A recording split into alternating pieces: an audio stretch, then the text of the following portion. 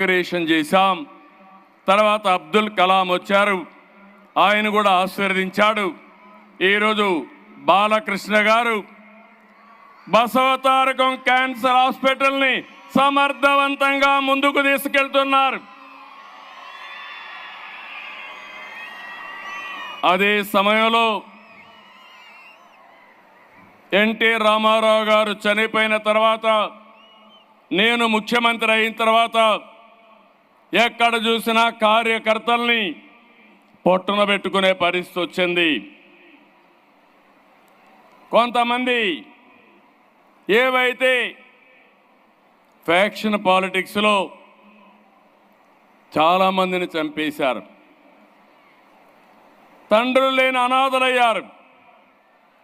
అదే మాదిరిగా నక్సలైట్స్ ఉద్యమంలో కొంతమందిని కోల్పోయాం, బస్ యాక్సిడెంట్లో కోల్పోయాం, యాక్సిడెంట్స్లో కోల్పోయాం.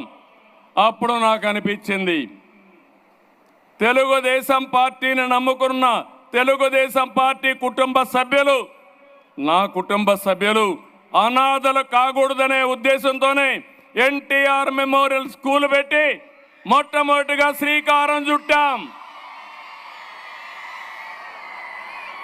ఇది కూడా మీరు ఒకసారి ఆలోచిస్తే ఒక బాధ ఆవేదనలో పుట్టింది ఎన్టీఆర్ మెమోరియల్ ట్రస్ట్ అని చెప్పి కూడా నేను మీకు తెలియజేస్తున్నా. అప్పటి నుంచి ఇప్పుడు చాలామంది చెప్పారు కాబట్టి నేను డీటెయిల్స్గా పోవడం లేదు.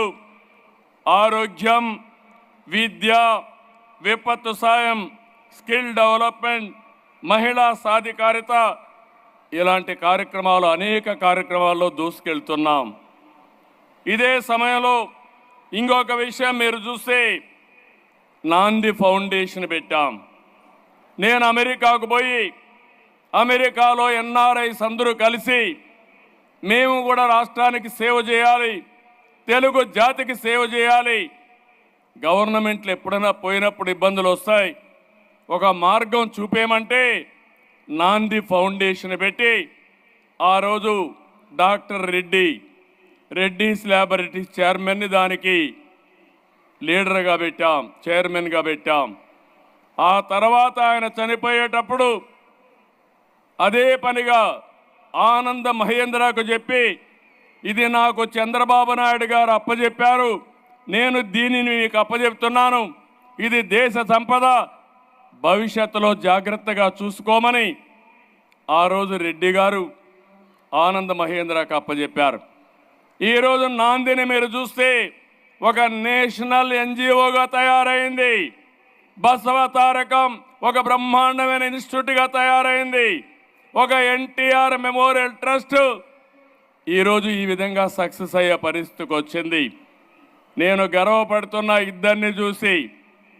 బాలకృష్ణ తల్లి పేరుతో వైద్య సేవలు అందిస్తున్నాడు, భువనేశ్వరి తండ్రి పేరుతో ఎన్టీఆర్ మెమోరియల్ ట్రస్ట్ రన్ చేస్తున్నారు. ఆ పుణ్య దంపతులకి దక్కిన ఏకైక గౌరవం ఇది. మరొక్కసారి ఆ పుణ్య దంపతులు తలుచుకోవాల్సిన బాధ్యత మనందరి పైన ఉంది.